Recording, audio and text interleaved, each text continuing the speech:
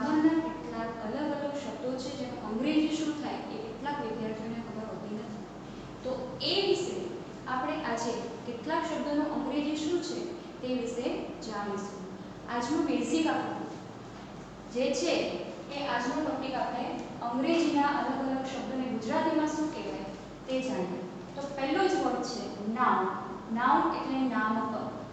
આપણે નામ જે વાપરીએ છીએ કર્તા જે હોય છે કર્તાને નામપદ તરીકે ઓળખવામાં આવે છે. બીજું પ્રોનાઉન. પ્રોનાઉનને શું કહેવામાં આવે છે? પ્રોનાઉન એટલે સર્વનામ. આપણે બધા જ ભણી ગયા છે આ ટોપિક, પણ આ ટોપિકને ગુજરાતીમાં શું કહેવાય છે અને ઘણી વખત ગુજરાતી જાણતા હોઈએ છીએ તો અંગ્રેજીમાં શું કહેવાય છે તે જાણતા નથી હોતા. તો પ્રોનાઉન એટલે નામની જગ્યાએ આપણે જેનો ઉપયોગ કરીએ છીએ તે સર્વનામ. ભણી ગયા છે આપણે આગળના ધોરણમાં. એના પછી એડજેક્ટિવ. એડજેક્ટિવ એટલે વિશેષણ.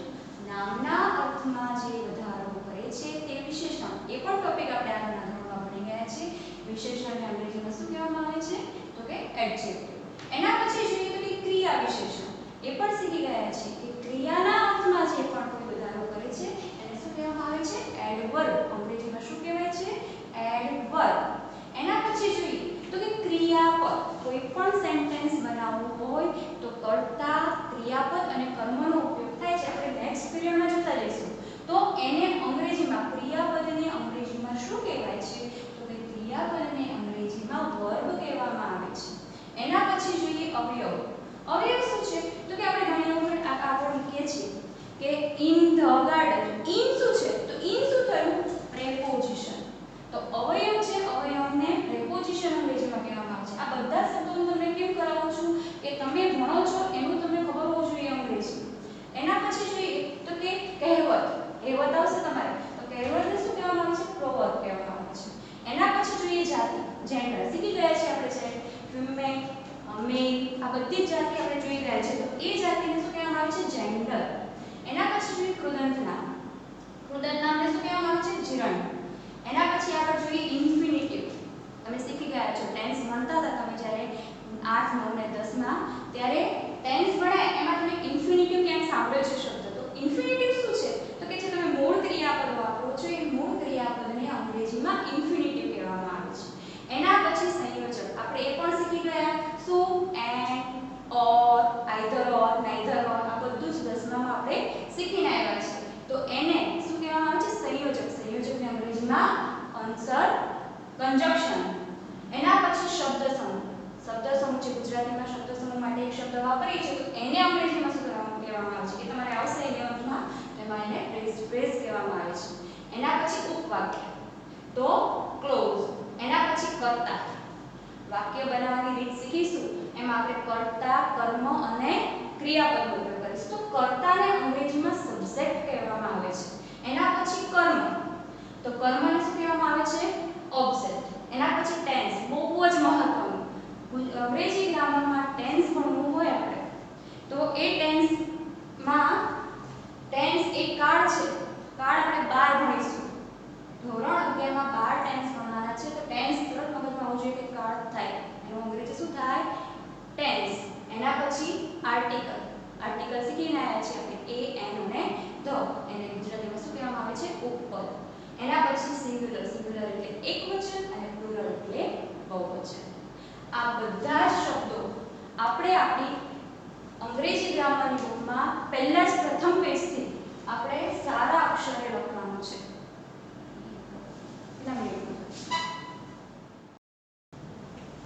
ચલો એના પછીનો શબ્દ જોઈએ તો એના પછીનો શબ્દ છે સ્ટ્રક્ચર.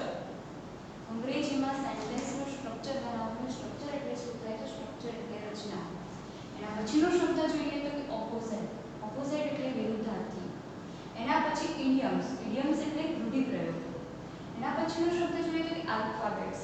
સૌથી મહત્વનો આલ્ફાબેટ્સ આપણે 5મા ધોરણથી ભણતા આવ્યા છીએ. પણ ગુજરાતીમાં એને મૂળાક્ષરો લખે છે ABCD. અને ABCD ને શું કહેવામાં આવે છે? તો કે કહેવામાં આવે છે આલ્ફાબેટ્સ. એના પછી જોઈએ તો આલ્ફાબેટ્સમાં આપણે વોવેલ, સ્વર, વ્યંજન આ બધું શીખી ગયા છીએ. તો એ સ્વરને અંગ્રેજીમાં શું કહેવામાં આવે છે? તો એને શું કહેવામાં આવે છે? વોવેલ.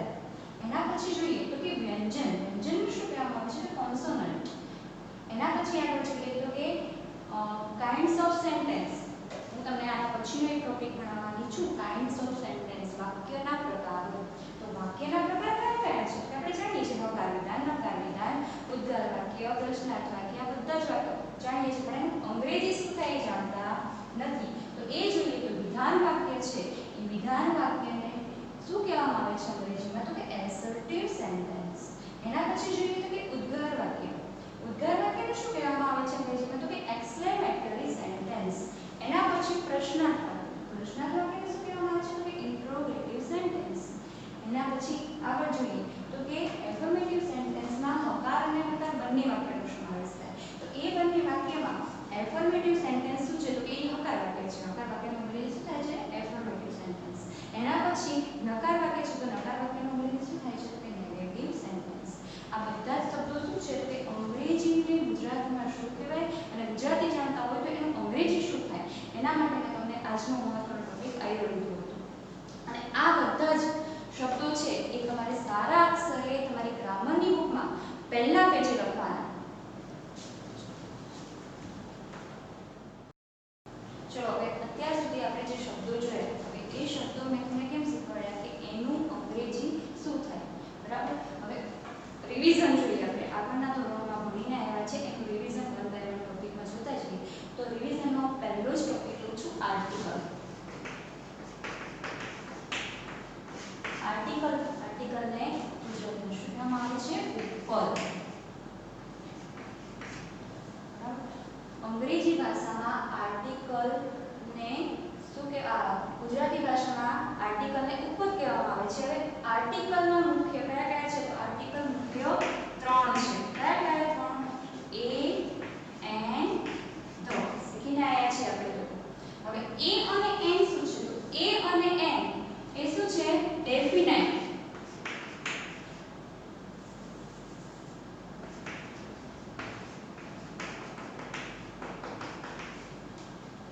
અને ડેફિનાઇટ એટલે કે અનિશ્ચિત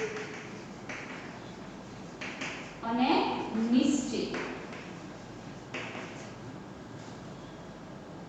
અનિશ્ચિત અને નિશ્ચિત આર્ટિકલ ભણીએ તો એ અને એન છે અનિશ્ચિત આર્ટિકલ છે, જ્યારે ધ છે એ નિશ્ચિત આર્ટિકલ છે. હવે એમાંય પહેલા બે જોઈએ તો કે ઇનડેફિનાઇટ આર્ટિકલ મુખ્યત્વે કયા કયા છે? એ અને એન. ક્યારે વપરાય? તો પહેલો જ એક નિયમ છે, નોંધ જોઈએ. શું નોંધ? તો કે આર્ટિકલ હંમેશા એકવચન નામની આગળ આવે છે. એકવચન જાતિવાચક નામની આગળ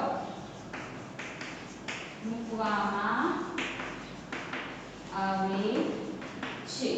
એક્ઝામ્પલ જોઈએ તો ball, pen, pencil. A boy singular છે, જાતિવાચક નામ છે, નામ શીખી ગયા છે આપણે 9મા ધોરણમાં. બોય શું છે? કોમન નામ. તો કોમન નામ જાતિવાચક નામ થયું, એકવચન છે તો એની આગળ કયો આર્ટિકલ? અ.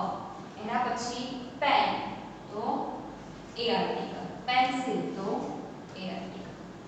સમજાય છે?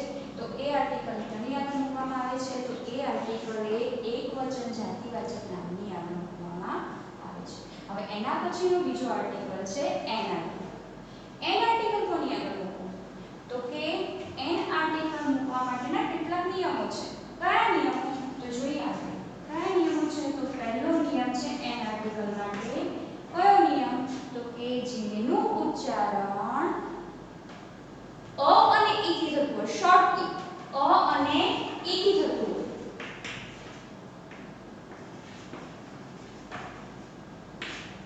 જેનું ઉચ્ચારણ અ અને ઈ થી થતું હોય એની આગળ એન આર્ટિકલ મૂકવામાં આવે છે. જોઈએ ઓરેન્જ છે, ઓરેન્જ અ. આપણે એ નિયમ નથી યાદ રાખવો કે એ ઈ આઈ ઓ યુ આવે તો એની આગળ એન આર્ટિકલ મૂકવો, પણ આપણે શું યાદ રાખવું છે કે જેનું ઉચ્ચારણ અ અને ઈ થી થતું હોય, શોર્ટ, શોર્ટકટ ઈ. કે જેનું ઉચ્ચારણ અ અને ઈ થી થતું હોય તો એની આગળ કયો આર્ટિકલ મૂકીશું એન આર્ટિકલ. એના પછી જોઈએ બીજું ઉદાહરણ આઈસ. આઈ આપેલું છે તો શું છે એની આગળ કયો આર્ટિકલ આવશે એન આર્ટિકલ. સમજાય છે મિત્રો? શું આવશે અ અને એન આર્ટિકલ જોયા તો એમાં શું કરીશું આપણે એકવચન જાતિવાચક નામની આગળ મૂકવામાં આવે છે. આર્ટિકલ ક્યારે મૂકવામાં આવે છે કે જાતિવાચક નામ હોય અને એમાં કેવું એકવચન હોય એની આગળ. એમાં એક કોની પાસે આવશે તો જેનું ઉચ્ચારણ આપણે કક્કાવાળ કખ બ પ્રમાણે થતું હોય તો એની આગળ એ આર્ટિકલ આવે. જ્યારે જેનું ઉચ્ચારણ સ્વરમાં અ અને ઈ થી થતું હોય તો એની આગળ આંખ બંધ કરીને શું મૂકી દેવાનું એન આર્ટિકલ મૂકી દેવાનું. હવે એના પછીનું બીજું જોઈએ. હું થોડી સ્પીડમાં જઈશ કેમ કારણ કે આ બધું આપણે ભણીને આવ્યા છીએ. બરાબર? બીજું છે ધ આર્ટિકલ. ધ આર્ટિકલ કેવું આર્ટિકલ છે? ડેફિનાઇટ. કેવો આર્ટિકલ છે? ડેફિનાઇટ. જેને નિશ્ચિત આર્ટિકલ કહેવાય. કોઈ વસ્તુ નિશ્ચિત છે એના માટે કયો આર્ટિકલ મુકાય? The article. તો એના કેટલા નિયમો છે એ નિયમ આપણે નેક્સ્ટ પીરિયડમાં જોતા જઈશું.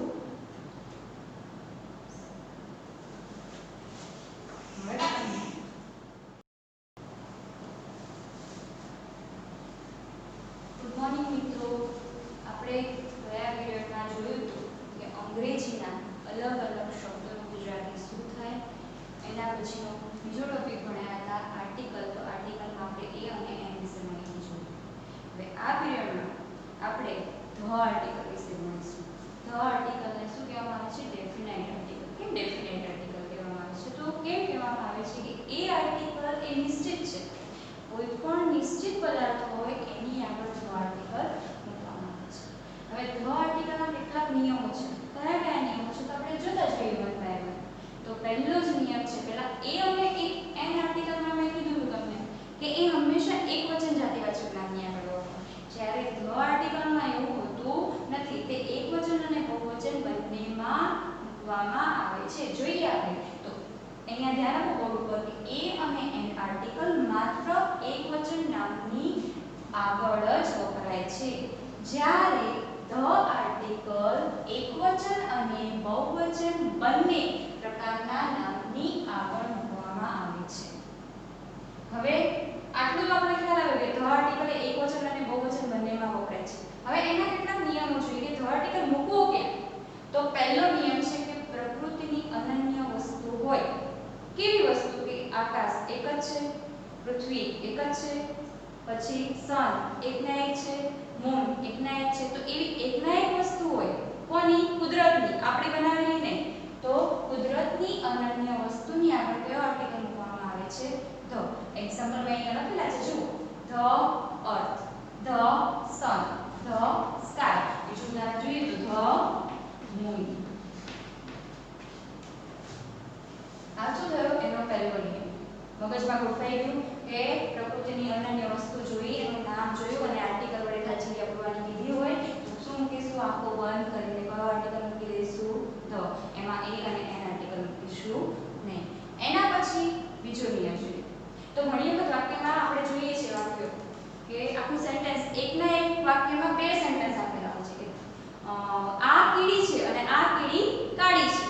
તો એનો આપણે જોઈએ કે એકનો એક નામનો ઉલ્લેખ જ્યારે બીજી વાર થાય છે ત્યારે એ નામ કેવું થઈ જાય છે આપણા માટે? નિશ્ચિત. તો એની આગળ ધ આર્ટિકલ મૂકાય. હવે મનમાં એમ થશે કે ટીચર એક લાઈનમાં તો ખ્યાલ આવી ગયો કે બીજી વખત વપરાય તો એની આગળ ધ આર્ટિકલ. પણ જ્યારે પહેલી વખત વપરાય છે ત્યારે આપણને ખબર નથી કે એ કીડી કઈ છે. કીડી તો ઘણી બધી હોય. તો ધીસ ઇઝ ખાલી જગ્યા and full point blanks and is black. તો એ એન્ડ કેવી છે આપણા માટે? અનિશ્ચિત છે ને. એના માટે એ અને એન આર્ટિકલ મૂકીશું. પણ એન્ડના ઉચ્ચારણ પ્રમાણે આપણે શું મૂકીશું અહીંયા? એન. જ્યારે ફરીવાર એના જ વસ્તુનું શું થયું છે? ફરીવાર ઉલ્લેખ થયો છે એટલે એ એન ની આગળ શું મૂકીશું? ધ. બરાબર? બીજો નિયમ શું છે આપણો? એકનો એક ઉલ્લેખ ફરીવાર થાય ત્યારે તે નામની આગળ શું આર્ટિકલ મૂકવામાં આવે છે? તો કે ધ આર્ટિકલ મૂકવામાં આવે છે. હવે એના પછીનો ત્રીજો નિયમ. ઐતિહાસિક ઇમારતો હોય, નદીઓ હોય, સામાયિકો હોય, દિશાઓ હોય, સામાયિક પત્રકો હોય, સમાચાર પત્રકો હોય, ટ્રેનના નામ હોય, પછી વાજિંત્રાના નામ હોય, કોઈ ધર્મ પુસ્તકનું નામ હોય તો એ બધાની આગળ કયો આર્ટિકલ મૂકીશું? ધ. કેમ? કારણ કે બધું કેવું છે? એકનું એક છે. રાજધાની એક્સપ્રેસ તો એ ટ્રેનનું નામ થયું તો એ એકના એક છે. પણ તાજમહેલ જોઈએ તો દુનિયામાં તાજમહેલ પણ એકના એક છે, તો માટે એ કેવું છે, નિશ્ચિત છે, એકનું એક છે, નિશ્ચિત છે, માટે કયો આર્ટિકલ વપરાય છે, ધ આર્ટિકલ. એના પછી ચોથો નિયમ જોઈએ તો કે સુપરલેટિવ ડિગ્રી ભણીને આવ્યા છે આપણે 8મા ધોરણમાં. તો સુપરલેટિવ ડિગ્રીમાં વિશેષણની આગળ ધ આર્ટિકલ મુકાય છે. એક્ઝામ્પલ જોઈએ તો ધ ગંગા is ખાલી જગ્યા longest river. જો અહીંયા સમજો, ગંગા નદીનું નામ છે, ગંગા એક છે માટે એની આગળ કયો આર્ટિકલ છે, ધ. હવે મેં શું કીધું છે કે સુપરલેટિવ ડિગ્રીમાં વિશેષણ શું છે, લોંગેસ્ટ. તો કઈ ડિગ્રી છે, સુપરલેટિવ. સુપરલેટિવ ડિગ્રીની આગળ કયો આર્ટિકલ મુકાય છે, ધ આર્ટિકલ મૂકવામાં આવે છે. એના પછી ક્રમવાચક સંખ્યા. ક્રમવાચક સંખ્યાને અંગ્રેજીમાં ઓર્ડિનલ્સ નંબર કહેવામાં આવે છે. તો ક્રમવાચક સંખ્યાની આગળ ધ આર્ટિકલ મુકાય. જેમ કે તમે વાક્યમાં જોયું ફર્સ્ટ કેવું છે, ક્રમવાચક થયું, first, second, third, fourth, fifth, last. તો એની આગળ કયો આર્ટિકલ વપરાય છે, ધ આર્ટિકલ મૂકવામાં આવે છે. અહીંયા આપણો ધ આર્ટિકલ ના કેટલાક નિયમો જોયા. હવે આપણે એ એન અને ધ આર્ટિકલ શીખી ગયા. હવે એના ઉપરથી આપણે કેટલીક એક્સરસાઇઝ જોઈએ. તો એક્સરસાઇઝ જોઈએ તો અહીંયા fill in the blanks with a n and the. a n અને the વડે ખાલી જગ્યા ભરવાની છે. કઈ આગળ n a અને the મૂકીશું તો 1 by 1 નિયમને સાથે રાખીને જઈએ તો પહેલી બ્લેન્ક છે which is ખાલી જગ્યા longest river in India. નિયમ યાદ કરો કે સુપરલેટિવ ડિગ્રી હોય તો એની આગળ કયો આર્ટિકલ મુકાય, ધ. તો આ બ્લેન્ક્સમાં કયો આર્ટિકલ આવશે, ધ. તો which is the આન્સર શું આવશે આપણો, the longest river in India. એના પછી બીજી blanks. Blanks Eskimos live in an igloo. અહીંયા ધ્યાન, આ નિયમ શું છે, શું કહેવા માંગે છે તો કે કોઈ પણ જાતિ હોય, ઇન્ડિયન, યુરોપિયન, અમેરિકન, એસ્કિમોસ, આ બધા કેવા છે, એક માત્ર છે, તો એની આગળ કયો આર્ટિકલ આવે, ધ આર્ટિકલ. તો શું આવશે અહીંયા બ્લેન્ક્સમાં, ધ. એના પછી ખાલી જગ્યા umpire should be honest in his judgment. Umpire district છે ના, ઘણા બધા હોય ને એમ્પાયર. તો એમ્પાયર તો આપણે ઉચ્ચારણ અથી કરીએ છીએ, તો કયો આર્ટિકલ મૂકીશું, an empire should be honest in his judgment. એના પછી જોઈએ ચોથી બ્લેન્ક્સ. અલાદીન had ખાલી જગ્યા વન્ડરફુલ લેમ્પ. તો આ બ્લેન્ક્સમાં આપણે લેમ્પ એ શું છે, નામ છે, વન્ડરફુલ શું છે, એડજેક્ટિવ છે, એનું વિશેષણ છે. તો આપણે વિશેષણના ઉચ્ચારણ પ્રમાણે અહીંયા આર્ટિકલ મૂકીશું તો કયો આર્ટિકલ આવશે, અલાદીન had ખાલી જગ્યા વન્ડરફુલ લેમ્પ. તો વન્ડરફુલ વથી ઉચ્ચાર થાય છે માટે એ આર્ટિકલ. શું આવશે, એ આર્ટિકલ. એના પછી સિલોન ઇઝ ખાલી જગ્યા આઇસલેન્ડ. આઇસલેન્ડ કોઈ પ્લેસ નું નામ હોય એની આગળ ધ આર્ટિકલ હોય. તો અહીંયા શું આવશે, કોઈ પ્લેસ નું નામ હોય તો પ્લેસ ની આગળ આર્ટિકલ મૂકવામાં આવતો નથી. એક્ઝામ્પલ જોઈએ તો ગાંધીનગર. તો ગાંધીનગર સિટી નું નામ છે, તો નામની આગળ આર્ટિકલ આવે નહીં.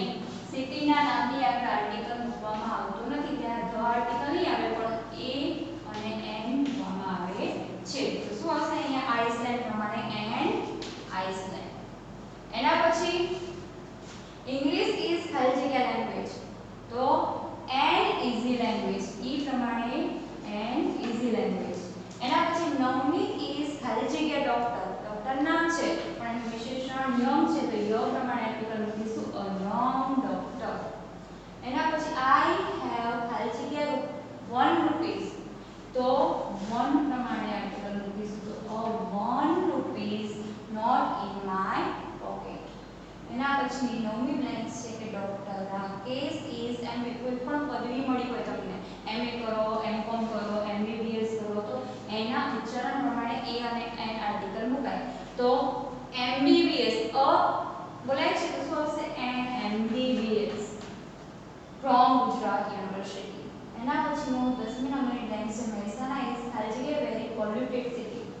તો અ વેરી વેરી પોલ્યુટેડ એના વિશેષણ પ્રમાણે એના ઉચ્ચારણ પ્રમાણે આપણે આર્ટિકલ એ અને એન માંથી મૂકીશું તો વેરી કોથી થાય છે તો શું આવશે એ આર્ટિકલ. એના પછી રણેલા ઇઝ ઓન ખાલી જગ્યા બ્લેન્ક ઓન ધ હંમેશા પ્રેપોઝિશન ઉતરાયો હોય તો એની આગળ ધ આર્ટિકલ મુકાય છે એની પછી તો શું આવશે ઓન છે એ પ્રેપોઝિશન છે તો પ્રેપોઝિશન પછી શું મુકાય છે ધ એના પછી રિવર આવી તો રિવરની આગળ શું કીધું છે ધ આર્ટિકલ. રૂપેણ નદીનું નામ છે નદીની આગળ ધ આર્ટિકલ વપરાય ધ તો રણેલા is on the blank of the river રૂપેણ. એના પછી 12મા નંબરની છે આપણી બ્લેન્ક તો ખાલી જગ્યા યુરોપિયન યુરોપિયન એ પણ શું છે નાગરિકતા છે તો યુરોપિયન